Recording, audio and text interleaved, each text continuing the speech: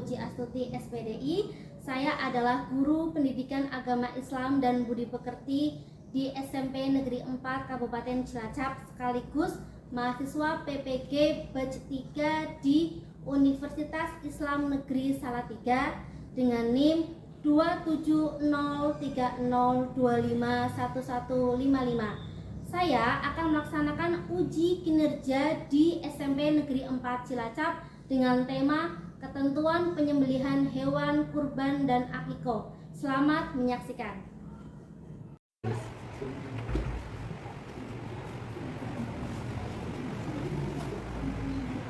Assalamualaikum warahmatullahi wabarakatuh. Waalaikumsalam warahmatullahi wabarakatuh. Selamat pagi anak-anak. Pagi. Sebelum kita memulai pembelajaran pada pagi ini, marilah kita berdoa dulu dengan sikap sempurna dan khusyuk. Silakan ketua kelas memimpin berdoa. Duduk siap, Raf. Berdoa dimulai. Bismillahirrahmanirrahim. Raditu billahi rabba wa bil islami dina wa bi Muhammadin nabiyya wa rasulah. Rabbi zidni ilma warzuqni fahma. Amin. Berdoa selesai.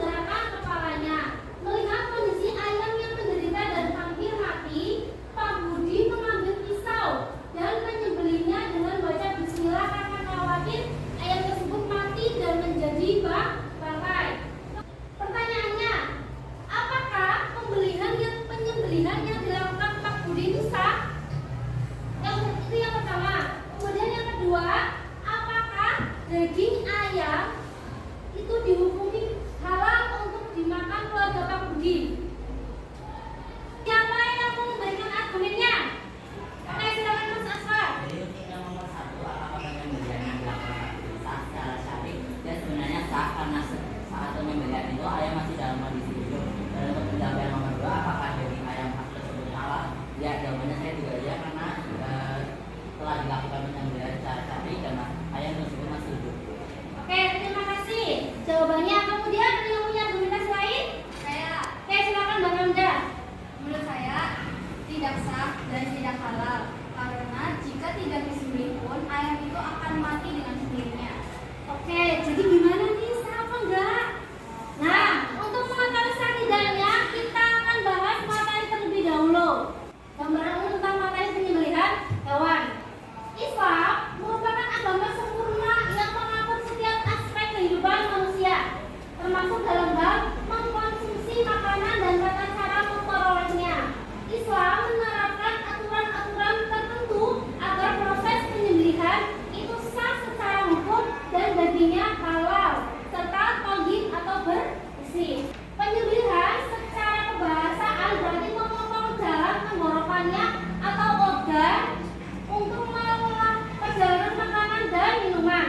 Sementara secara syara, penyembelihan berarti menyembelih dengan cara zab atau nahar pada hewan yang boleh dimakan dagingnya dengan kemauan sendiri. Tujuan penyembelihan ya, menjadikan hewan halal untuk dikonsumsi sebagai bentuk ketaatan kepada Allah. Selanjutnya, menjaga kehormatan jiwa dan raga manusia. Kemudian, Menjaga kehidupan hewan. yang kelima, Menumbuhkan rasa syukur kepada Allah. menumbuhkan rasa syukur kepada Allah. Nah, syarat hewan yang boleh disembelih. Yang pertama, hewan tersebut dalam keadaan hidup. Yang kedua, termasuk hewan yang dihalalkan. Hewan yang dihalalkan contohnya Harimau. kemudian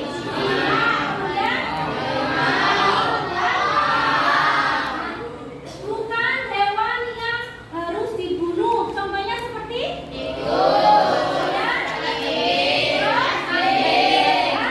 serta hewan itu tidak bertaring. Sebutkan coba. Sebutkan contoh hewan yang bertaring.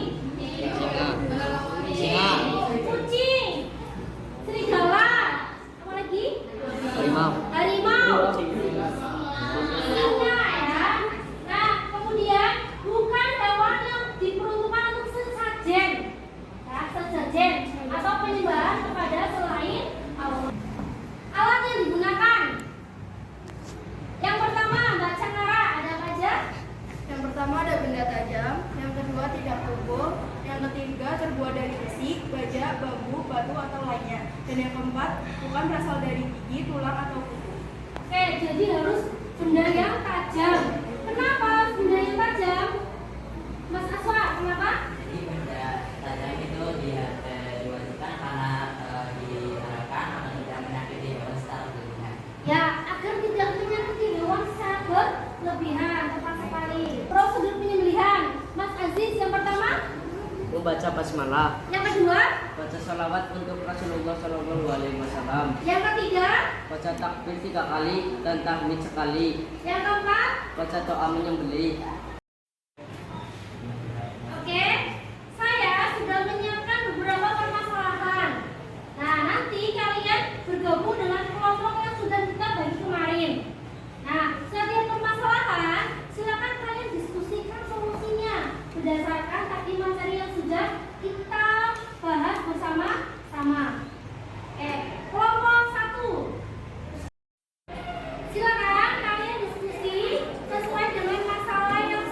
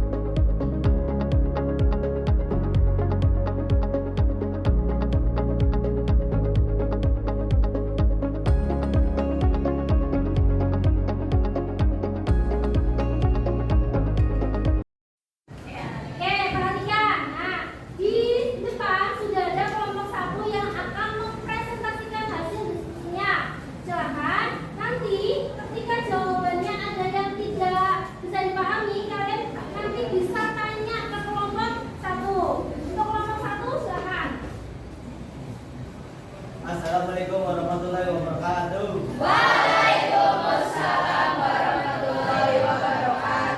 Kami dari kelompok 1 ingin mempresentasikan hasil kami. Pertanyaannya adalah satu, apakah penyembelihan yang dilakukan Pak Budi sah secara syar'i? Dua, apakah daging ayam tersebut halal untuk dikonsumsi keluarga Pak Budi? Menurut jawaban kelompok kami yaitu yang pertama, analisis kondisi hewan saat disembelih. Kriteria utama yaitu keabsahan penyembelihan sangat bergantung pada apakah hewan masih hidup pada saat bisa menyentuh lehernya. Yang kedua, tanda-tanda kehidupan. Ayam dalam cerita masih menunjukkan tanda kehidupan yang jelas, yaitu bernapas dan menggerakkan kepala.